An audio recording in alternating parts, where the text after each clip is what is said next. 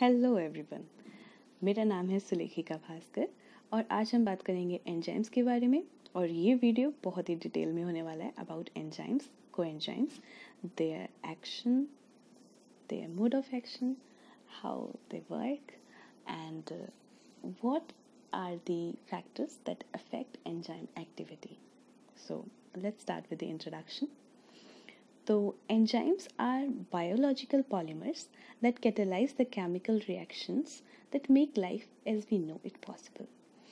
जो enzymes होते हैं वो प्रोटीन्स होते हैं और वो biological polymers इसीलिए कहे जाते हैं क्योंकि वो प्रोटीन होते हैं, made up of proteins, and वो catalyze करते हैं chemical reactions को जो ज़िंदगी को वैसा बनाती हैं जैसा हम जानते हैं. मतलब आगे हम जानेंगे. They participate in the breakdown of nutrients to supply energy and chemical building blocks, the assembly of those building blocks into proteins, DNA membranes, cells and tissues, and the harnessing of energy to power cell motility, neural function and muscle contraction. तो इस line में बस इतना जानने के लिए है कि जो एंजाइम्स हैं वो कितने इम्पॉर्टेंट हैं for us. Because as you can see, the enzymes are required for the normal functioning of everything that is taking place in our body. चाहे वो building blocks का बनना हो, चाहे वो muscle contraction हो, चाहे वो DNA हो, membranes हो, cells हो, tissues हो, कुछ भी मेटाबॉलिज्म है, चाहे वो कैटाबॉलिज्म हो या वो एनाबॉलिज्म हो, everything that is taking part in our body, taking place in our body, that is just possible because of these enzymes. यहाँ पर आप देख सकते हैं एक एंजाइम है. इसका काम क्या है? ये सबस्ट्रेट को लेता है और प्रोडक्ट में बदल देता है. बट इस बीच इसके खुद के स्ट्रक्चर में कोई परमानेंट चेंज नहीं आता है. हो सकता है कि एक बीच की स्टेज में इसके अंदर कुछ चेंज आए, बट जैसा ये रिएक्शन में जाएगा वैसा ही रिएक्शन से बाहर आ जाएगा. तो दूसरा पॉइंट क्या हुआ कि एंजाइम्स जो होते हैं वो पहली बात तो बहुत ही हाईली स्पेसिफिक होते हैं और बहुत पावरफुल कैटलिस्ट होते हैं. Enzymes speed up the rate of reaction without themselves undergoing any permanent change. तो जैसा कि अभी हमने देखा कि जो एंजाइम था वो सबस्ट्रेट से प्रोडक्ट बनाने में मदद तो कर रहा है, but it is not going under any change in itself. Enzymes are highly specific both in the reactions that they catalyze and in their choice of reactants which are called substrate. अब जो enzymes होते हैं उनकी ये सबसे important property होती है कि वो हाईली स्पेसिफिक होते हैं both in the kind of reactions they catalyse.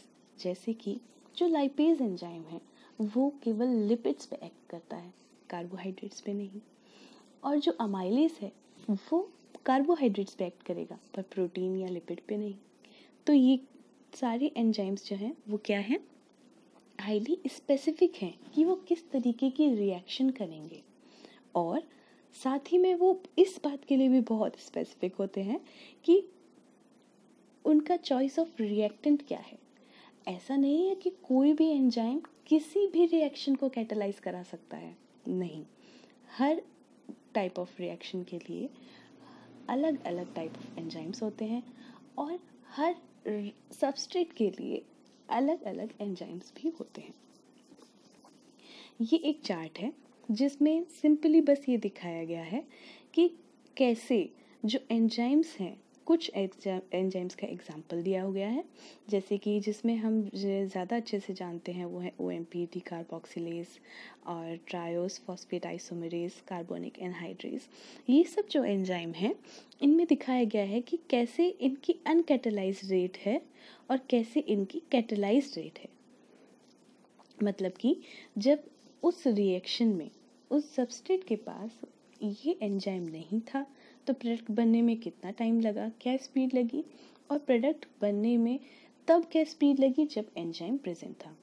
और उसका डिफरेंस, तो जैसे कि हम कार्बोनिक एनहाइड्रेस एंजाइम जो कि CO2 और H2O से HIN और बाइकार्बोनेट आयन बनाता है और हमारी बॉडी में बहुत ही इम्पॉर्टेंट रोल प्ले करता है, और वाइस वर्सा। तो ये रिएक्शन है वो कार्बोनिक एनहाइड्रेस एंजाइम के द्वारा की जाती है, और इसकी जो अनकैटलाइज्ड रेट है that is 1.3 into 10⁻⁻1, but it's catalysed rate is 1 into 10⁻6 kcat per second, which is really very high. And its rate enhancement is 7.7 into 10⁻6, as you can see here. We will further talk about this carbonic anhydrase enzyme. So here you can see this is a ribbon diagram of carbonic anhydrase enzyme, and each molecule of carbonic anhydrase can hydrate 10⁻6 molecules of CO2 per second. You can see how efficient it is. What is the speed of this enzyme? It can hydrate 10⁻6 molecules of CO2 per second. So it is very specific, it is very powerful, and this catalyzed reaction is 10⁻7 times faster as the uncatalyzed one. This is the reaction which is catalyzed by carbonic anhydrase enzyme. Now, the next property of enzymes is highly specific catalyst. We have talked about it earlier, but let's take a small intro again. Enzymes are specific both for the type of reaction catalyzed for a single substrate or a small set of closely related substrates.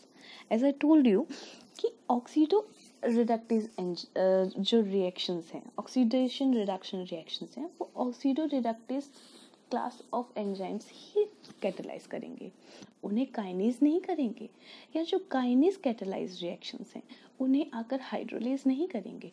तो ये क्या हुआ, small set of closely related substrate, ठीक। और single substrate मतलब कि कोई एक पर्टिकुलर सबस्ट्रेट के लिए केवल वही एंजाइम काम करेगा और कोई एंजाइम काम नहीं करेगा। The specificity of an enzyme is due to precious interaction of the substrate with the enzyme. ये होता कैसे है दिस स्पेसिफिसिटी? आप कहेंगे कि ऐसे कैसे स्पेसिफिसिटी? वो इस तरह से होती है कि जब एक एंजाइम के अंदर सबस्ट्रेट जाता है या उससे वो सबस्ट्रेट कांटेक्ट में आता है, इंटरेक्शन करता है, तो एक प्रिसाइज इंटरेक्शन होता है, मतलब कि the formation of bonds and the type of interaction, it is different for different enzyme and different substrate. जैसे कि कार्बोनिक एनहाइड्रेस एंजाइम अगर CO2 और वाटर को लेकर HIN और कार्बोनिक एनहाइड्रेस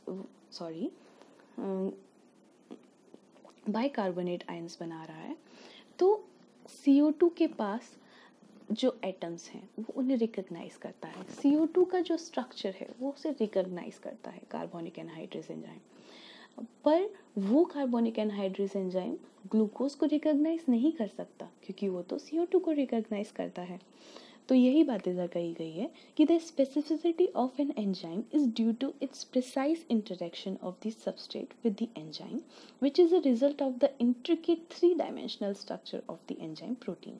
वही कि जो एक हमारा एंजाइम है उसका क्वाटर्नरी स्ट्रक्चर है, वो 3-dimensional स्ट्रक्चर है, एक अच्छा खासा स्ट्रक्चर है जो हमारी पूरी बॉडी में, हमारे सेल्स के अंदर, हर जगह जहाँ पर बायोलॉजिकल केमिकल रिएक्शंस हो रही हैं वो वहाँ प्रेजेंट है।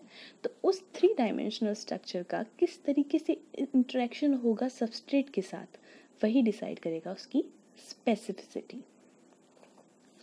Now, let's talk about how they work.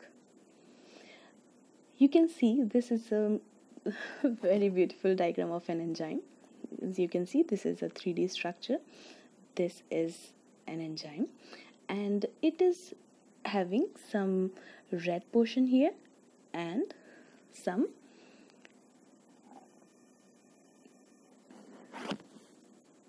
substrate here. Sorry. So this diagram shows that there is a substrate binding to the active site of the enzyme. This red portion is the active site of the enzyme, where there are specific amino acid residues which bind with the particular substrate, which have the complementary binding sites. Now, let's take a small review of the active site. The active site is a three-dimensional cleft or crevice formed by groups that come from different parts of the amino acid sequence. Indeed, residues far apart in the amino acid sequence may interact more strongly than adjacent residues in the sequence, which may be sterically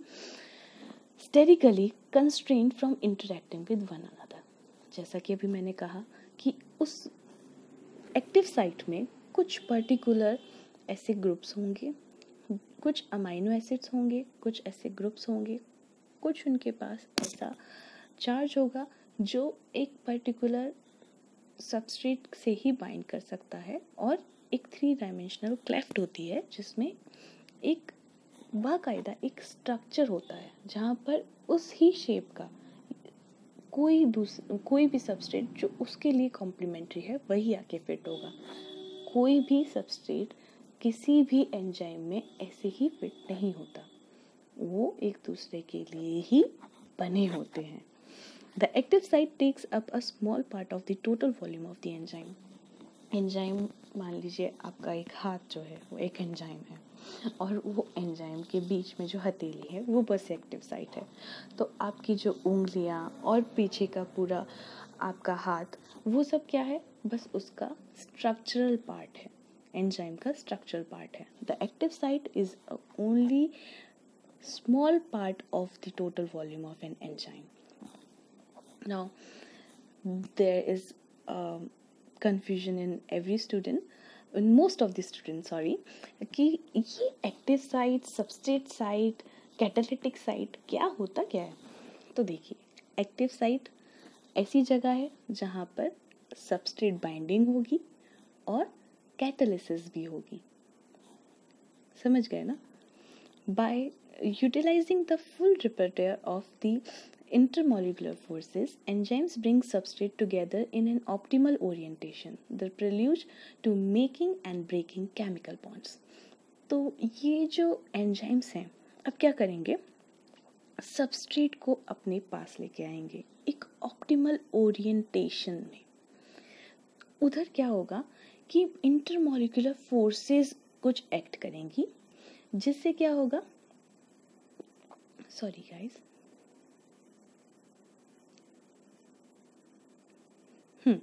तो कुछ intermolecular forces act करेंगी और there will be making and breaking of chemical bonds inside the active site of the enzyme. First, the substrate will bind inside the active site, and then there will be catalysis.